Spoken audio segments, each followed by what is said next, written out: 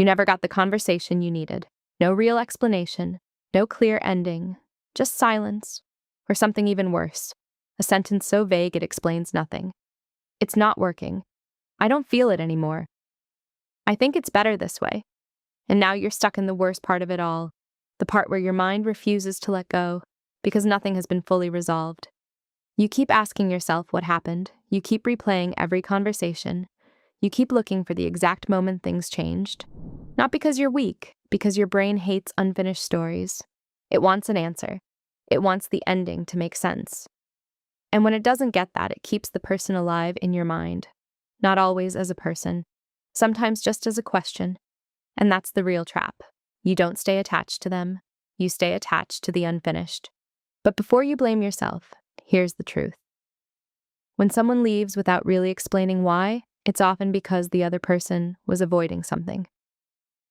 Responsibility, conflict, guilt, or the discomfort of telling the truth out loud. For some people, leaving is easier than explaining. Because explaining creates consequences, it invites questions and accountability, and if someone isn't ready for that, they'll choose the quiet exit instead. That doesn't mean you imagine the relationship. It means the other person chose avoidance over honesty, and that's painful, but it's information. Not about your worth, about their capacity. And the part that keeps you stuck is this. You think you're waiting for closure, but what you're actually waiting for is relief.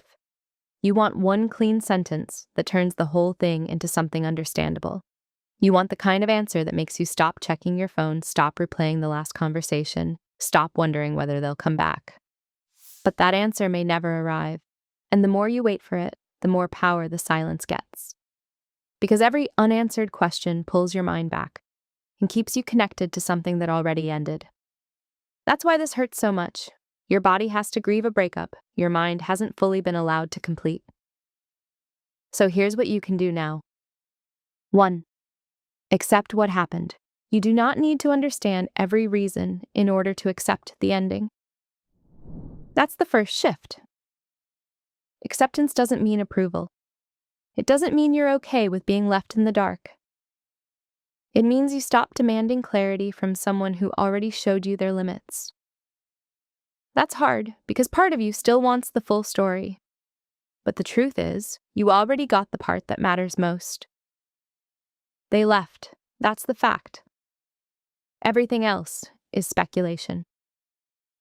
2. Separate the person from the feeling. You're probably not only missing them, you're missing routine, familiarity, late-night habits, the voice you got used to hearing, the place they occupied in your daily life. And this is where memory becomes dangerous. Because once the relationship is over, your mind starts polishing the past. It highlights the good and softens the rest. Because your brain is protecting the bond it lost. So ask yourself this. Are you missing the person or the comfort of having someone there?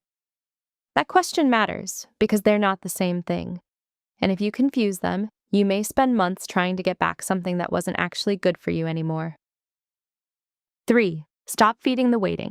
Waiting feels responsible. It feels calm. It feels like you're being patient and mature. But most of the time, waiting is just grief dressed up as hope.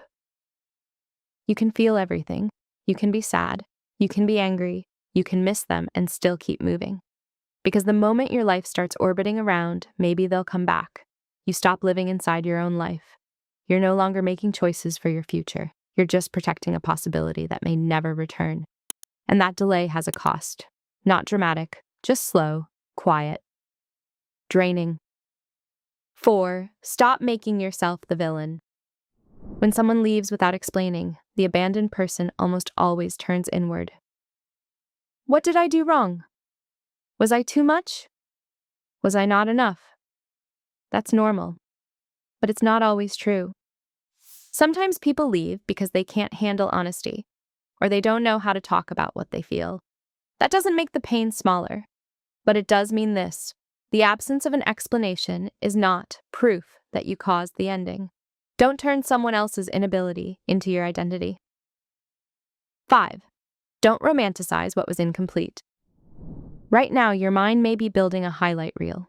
The smiles, the chemistry, the moments that made it feel like this could have been something real. But unfinished relationships often get remembered for their potential, not their actual shape. You don't just miss what was, you miss what it almost became. And that can be the hardest thing to let go of. Not because the relationship was perfect, but because your mind keeps trying to finish the story in a way the reality never did. So be honest.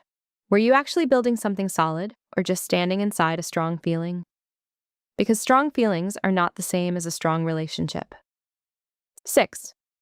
Feelings are not facts. Just because you still feel attached does not mean the relationship was right. Just because you still miss them does not mean they were good for you. And just because you still want them back does not mean going back would make anything better. That's one of the cruelest parts of heartbreak. Your body can keep reacting long after your mind has learned the truth. So don't use your feelings as a courtroom.